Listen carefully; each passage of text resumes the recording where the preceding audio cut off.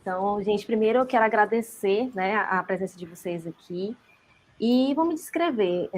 Sou uma mulher branca, cabelo meio avermelhado, cacheado, longo, estou usando um batom vermelho para dar sorte, camisa branca.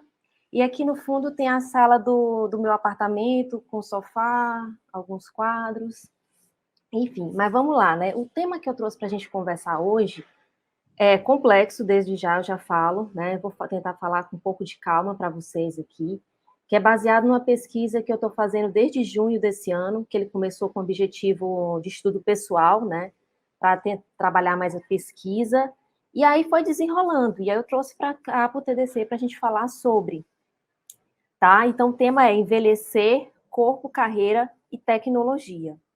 E até já seguindo aí a sequência da fala da Laura, né, que trouxe muito isso de carreira, e da que a Fernanda também falou ontem, que eu acho que também traz muito quando ela falou sobre idade.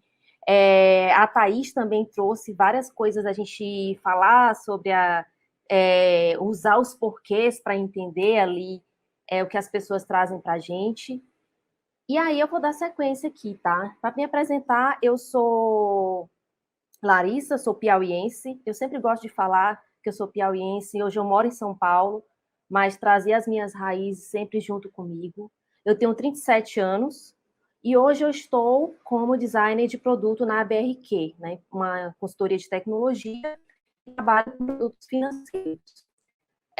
E hoje, nas horas vagas, eu sou artista plástica. Eu trouxe 4 momentos aqui para compartilhar com vocês a minha trajetória, com 4 imagens, né? Tem aqui eu quando era, sei lá, não sei nem quantos anos eu tinha, mas deve ser 1990 isso.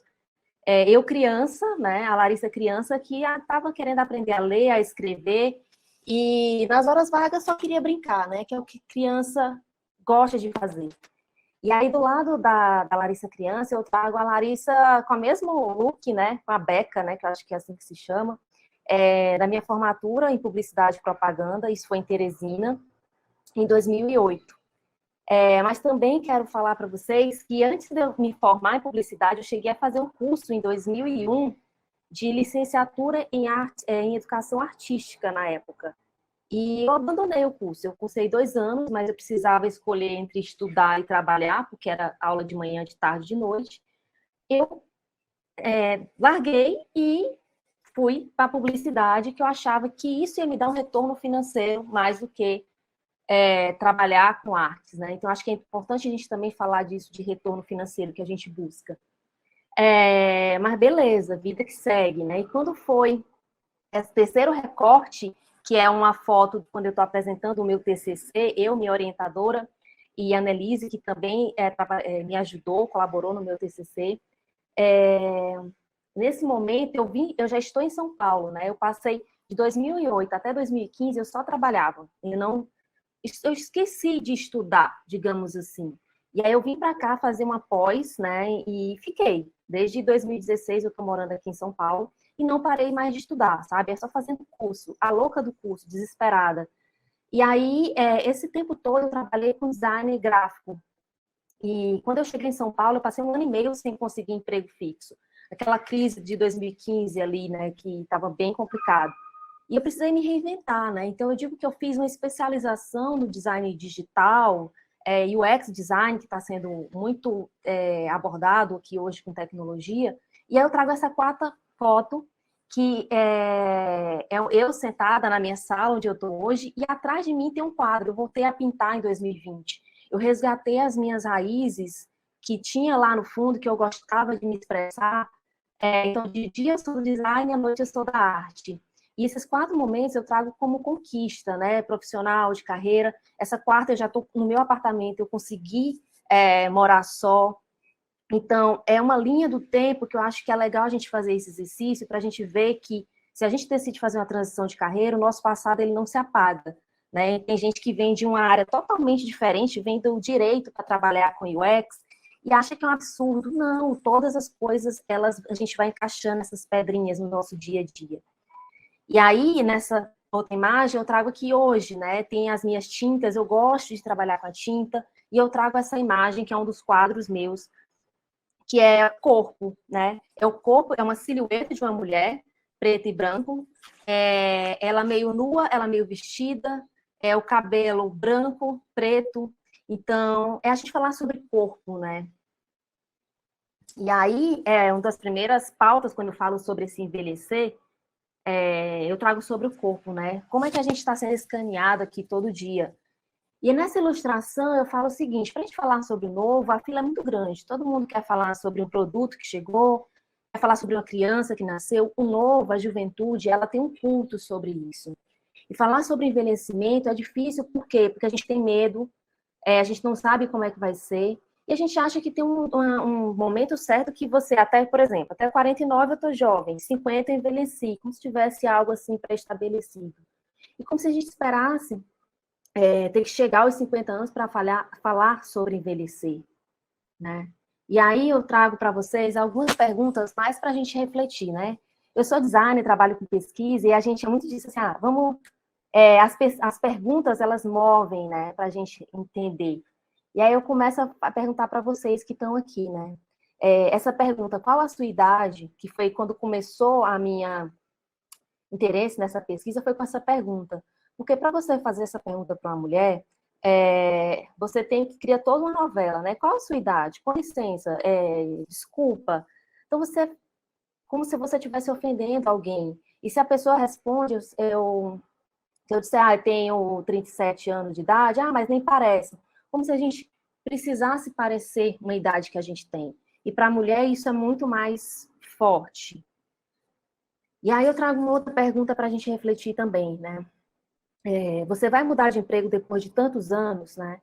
Então a gente tem, o convite também aqui é para a gente rasgar meio esse roteiro que a gente tem, de que a gente tem que prestar o vestibular, na minha época, ou fazer o Enem. Você faz um curso e você vai viver a vida toda vivendo daquilo.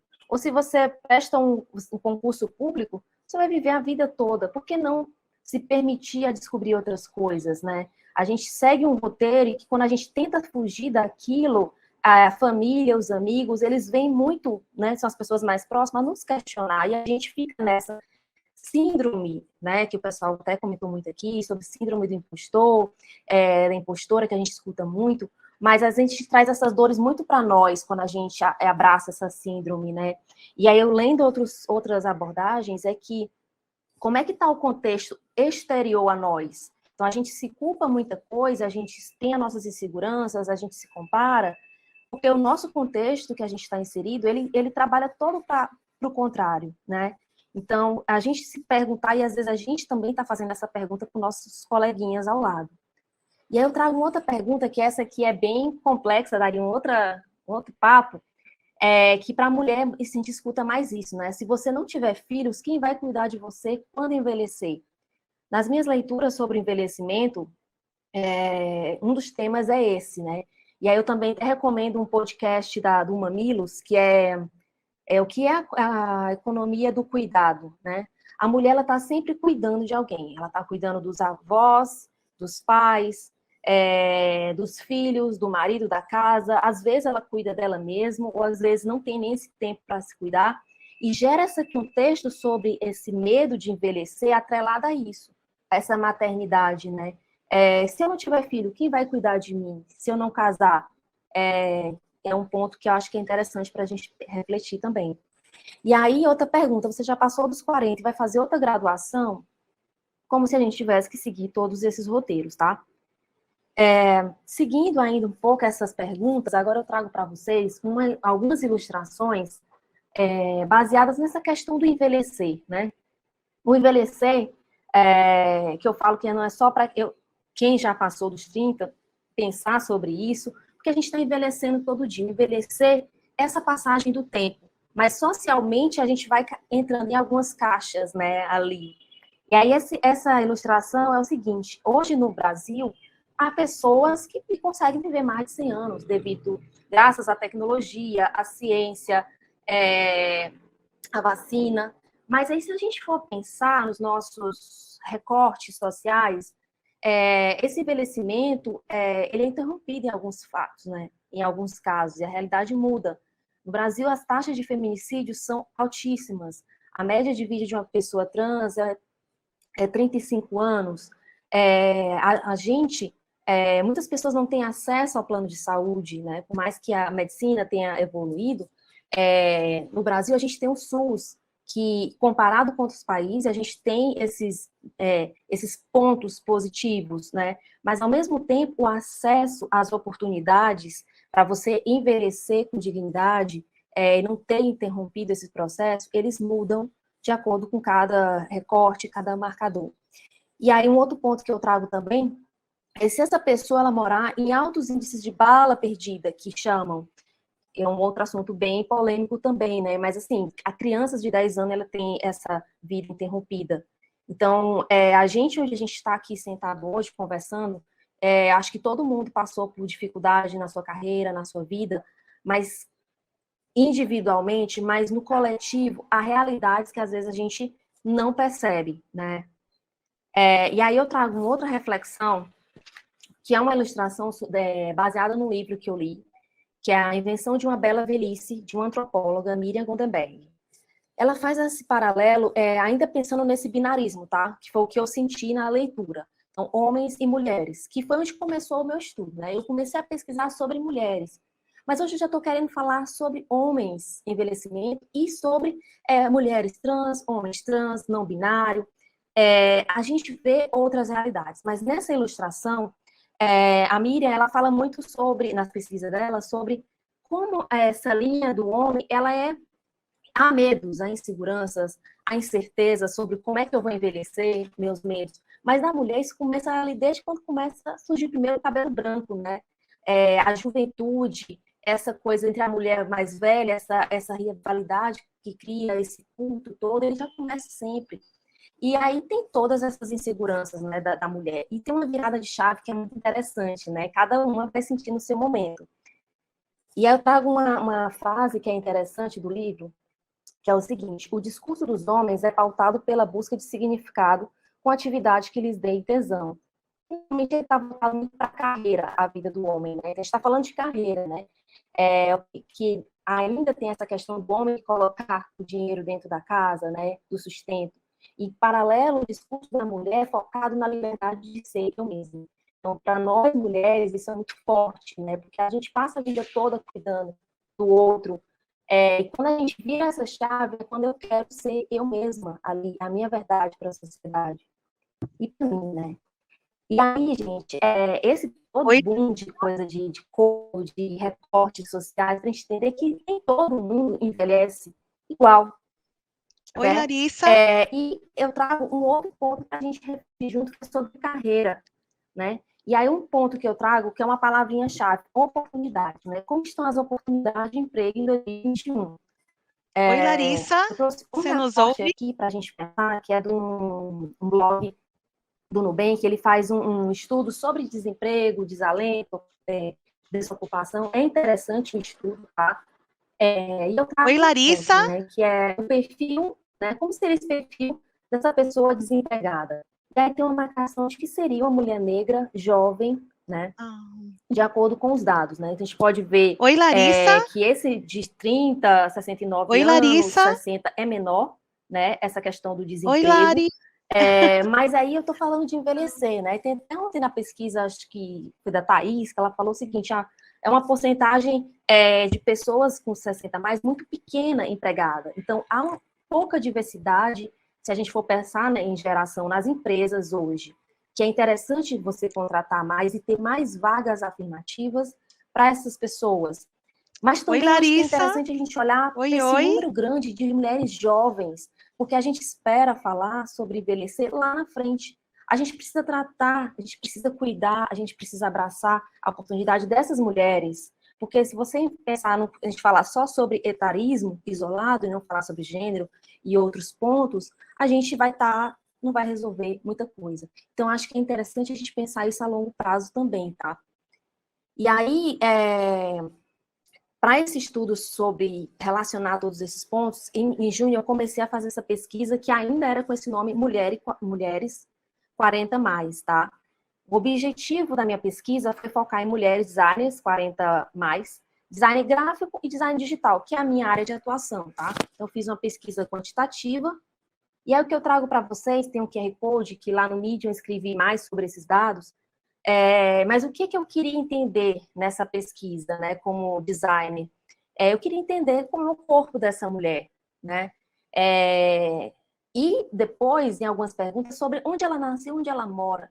Porque essa questão da movimentação, por exemplo, eu saí do Piauí para vir para São Paulo para ter mais oportunidades de estudo, de trabalho. Só que hoje a gente está em um momento, né, com home office, tipo aqui, online, que a gente está com esse evento, todo o Brasil consegue ter essas oportunidades, né?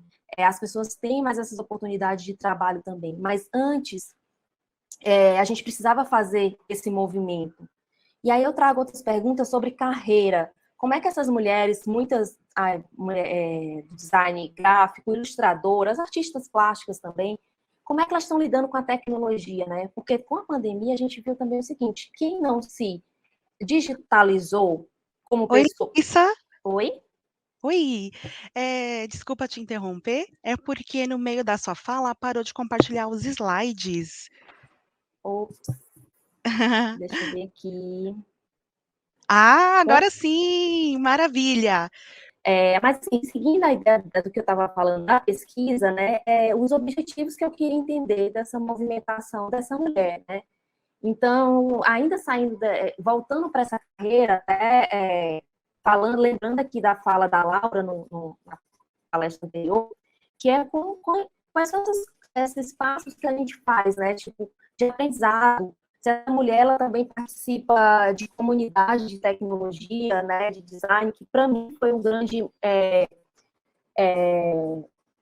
passo importante quando eu cheguei em São Paulo, foi participar dos meetups de comunidades, porque a gente, conversando com outras mulheres, a gente percebe dois que são em comuns, que a gente consegue trabalhar, e, ó, isso eu consigo, né? Vendo outras realidades. Então, também foi perguntado. E outro ponto, que essa mulher 40 mais, como é que ela interage com a tecnologia? Porque a gente escuta muito essa questão da dificuldade, né, de geração dos milênios, ou até anterior, dessa dificuldade de usar produtos digitais, games. E aí, a gente também entender essa movimentação dessas mulheres, como é que ela lida com a tecnologia. E aí um ponto que eu estava falando antes da questão aí da imagem, que assim, no caso dessa capacitação profissional, da gente estar buscando entender mais tecnologia, a pandemia também trouxe essa questão. As pessoas que não se digitalizaram não conseguiam acesso ao apps do banco, por exemplo, auxílio emergencial. As empresas que não se digitalizaram também tiveram muito prejuízo. Então, essa busca da nossa carreira, não só nossa carreira, mas das empresas, também está muito ligada com a tecnologia. E aí, para finalizar a pesquisa, eu perguntei sobre lazer e prazer. Por quê? Hoje a gente também vive um momento que a gente trabalha dentro de casa, a gente está dentro de casa, dentro do trabalho, né? Então, a gente não consegue dissociar altos índices em relação à questão de saúde mental. E os momentos de lazer e prazer, né? Quando a gente fala de mulher, a gente não pode falar sobre o prazer da mulher. Para o homem, a gente fala, é muito mais fácil falar sobre o seu prazer. E quando isso está tudo mais antenado, questão de criatividade é muito melhor. E para o mercado, a produtividade que tanto fala. Então, a gente saber disso, ligar, sempre relacionar esse lado pessoal com o profissional também, tá? E aí aqui tem o QR Code que fala um pouco mais desses dados da pesquisa. E aí, para falar sobre tecnologia, que já trouxe também dessa movimentação que faz com o nosso corpo, eu faço uma pergunta para vocês, né? A gente que trabalha com tecnologia, eu trabalho com produto digital, eu pergunto, acelerar o novo normal, né? Não sei como é que vem as gerações aqui, né? A gente falando de gerações, que é interessante pensar em geração, que a geração millennial, geração Z, é como o comportamento do ser humano ele é relacionado com a tecnologia. Não tem como a gente dissociar tanto essas coisas, né? Por mais que possa alguma pessoa ter algum outro comportamento específico. Mas a gente, aqui é um recorte do YouTube, mas assim, a gente está acelerando tudo, né? O WhatsApp, a gente não tem paciência mais para ouvir as pessoas. A gente coloca tudo em 2x, a gente acelera. O tempo das músicas, né? Você tem um estudo também que estão diminuindo para caber, né? Para o jovem conseguir ter paciência de escutar aquilo. E aí, quando eu falo acelerar o novo normal, se a gente pensar no nosso corpo, a gente não quer acelerar. Ninguém quer fazer aniversário 2 vezes no ano, porque a gente vai envelhecer mais rápido, né? Mas a tecnologia, em paralelo, ela diz outra coisa, né? Ela já está acelerando. Isso aqui é uma reflexão também para a gente levar para a vida. E aí, o que eu trago aqui é o seguinte, todo esse tema para a gente falar sobre corpo, para a gente falar sobre tecnologia, a gente lembrar que a gente trabalha com tecnologia, muita gente está fazendo trabalho para robô, né? Criando texto ali, nossas interfaces, mas a gente, nós seres humanos, a gente tem prazo de validade. E a gente precisa trazer isso. A gente falar, eu estava falando sobre envelhecimento para vocês aqui, é uma pontinha só para a gente abrir como o nosso contexto externo ele prepara isso, né? Como é que eu posso estar de boa com a minha idade, mas todo o universo, ele me escaneia meu corpo de outra forma. Como é que eu vou ter oportunidades na carreira? Como é que os produtos digitais estão preparados para essa acessibilidade geracional? Como é que a moda vai trazer roupa? Como é que para pessoas, o que eu posso falar quando eu envelhecer? Qual roupa que eu posso dar? Então, a gente vai entrando nessas caixas aí, né? E muitas vezes a gente vai ficando invisível na sociedade. E o nosso trabalho com design e tecnologia é deixar essa invisibilidade menor, questionar mais, tá? E aí eu trago aqui também as referências bibliográficas que eu usei na pesquisa toda. E, para finalizar, eu trago uma frase do Eduardo Galeano, que é um escritor uruguaio, que é o seguinte: a igreja diz, o corpo é uma culpa. A ciência diz, o corpo é uma máquina. A publicidade diz, o corpo é um negócio. E o corpo diz, eu sou uma festa. E é isso, gente. Obrigada.